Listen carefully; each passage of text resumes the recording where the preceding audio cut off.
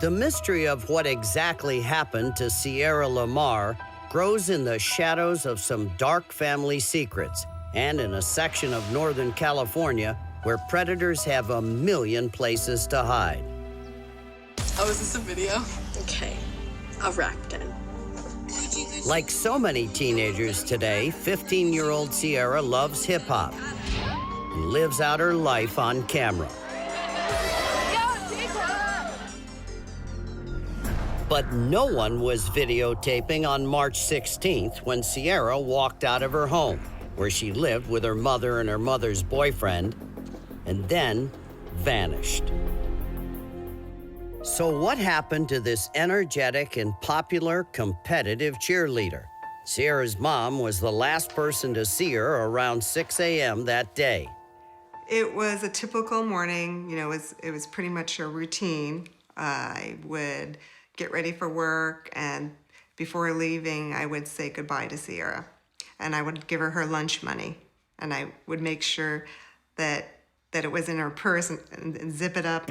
That purse was found here along with some of Sierra's school books a few days after she disappeared. They were wedged between this shack and a cactus about 2 miles from Sierra's home. Then on this nearby corner, searchers found Sierra's cell phone. That was attached to her hip. As any normal teenager, she was on it frequently and always had it by her. So that's why discovering that was really difficult to hear. Investigators believe Sierra texted a friend before she headed off to school. She normally walked alone for less than 10 minutes to the school bus. Scan their quiet, dead-end street, and it's hard to imagine how anyone could have grabbed Sierra here without careful planning. But then, turn the corner, walk the last quarter of a mile to Sierra's bus stop, and the possibilities multiply. It's on the outskirts of Morgan Hill. There's big lots. It's in a county area. There's a lot of migrant workers in the area. There's a lot of major big houses. There's a lot of shacks. There's a lot of agriculture. It's a really different area. Sheriff Lori Smith watches over Santa Clara County on the edge of Silicon Valley. She believes Sierra's abduction was a crime of opportunity. If this is a situational abduction, that means that the person saw her, wanted something, generally the motive is sex, and abducted her. It wasn't planned, there wasn't a type. She was available, she was vulnerable, and she was desirable. And that's the way we're leaning, but we're not closing the door to any possibilities. Cops zeroed in on Sierra's family first, and for good reason. Sierra's dad, Steve LaMar, volunteered some disturbing information early on. Steve is a registered sex offender. We were still married, but at the time, I was focused on the kids and being the PTA mom and on my career. We were drifting way before that. I don't want to go into details about that situation or the case because the issue at hand is Sierra right now. Cops say no one close to Sierra, including Steve, is a suspect at this time. And Steve didn't hesitate to sit down with me one-on-one. I'm not betraying a trust here. It's been in many, many media reports that you're a convicted sex offender. Mm-hmm. And I know that's not your reason that you're here. You're here because you want to get that girl back. That's your daughter. That's your flesh and blood. Mm-hmm. What I did was, within the first half hour that the first deputy from the sheriff's department came, I told him, you know, that I was a sex offender, registered sex offender. And so I, you know, revealed that and was really open and right at the house, when they came to the house. Yeah.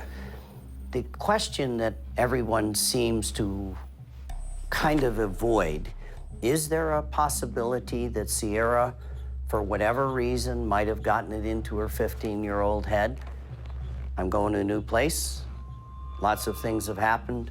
Dad's a convicted sex offender. Mom and Dad are divorced. We're living in a new house. It's too much. I'm gonna hit the road. Is that possible? I don't hear anybody saying that.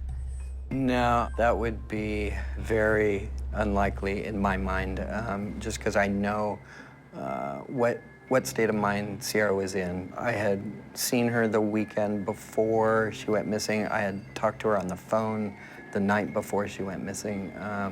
Her state of mind, she was happy. So I never give up, but the odds are pretty slim. You know that. Yeah. And how are you dealing with that? I'm positive and adamant about it. I'm never giving up until I find her. I'm hoping that you and your show will help us. I have confidence. Steve didn't just put faith in our show. Countless volunteers have been helping search for Sierra since day one. Today's number 14 for our searches. It's this area right here we are searching. And the search isn't an easy one. Some of these men and women are on their 8th mission. The grid they're covering is wide through tough terrain. Christine Din, a volunteer with child advocate organization Class Kids, stays beside the family at the search center. Christine's sister, Michelle Lay, was murdered allegedly by a friend. Searchers scoured a similar Bay Area grid for months before a volunteer found Michelle's body. It's important to keep going back, and it's important to keep trying every weekend. And with Sierra, there's still a lot of hope. The point is, searchers are here to find evidence. They're not here to find a body. And that's where you come in. Police say anyone could have information that leads to this child's safe return. It's what your instinct is. Is there someone that you think is suspicious? But this person may be such a psychopath that they're not showing remorse. But didn't they go to work? Do they have an obsessive nature about watching the media, or are they avoiding the media? Have they changed the color of the car? Have they changed their appearance? Have they changed the tires on their car? And there is a car involved in the investigation. It was spotted on surveillance video near Sierra's home the day she went missing. Police impounded this red 1990s Volkswagen Jetta with a distinctive black hood. They won't tell us why, but they think it's connected to Sierra's disappearance and want viewers to tell them if they saw it before, on, or after March 16th. If you know anything at all about Sierra's disappearance, call us at 1-800-CRIME-TV or go online to our website, amw.com.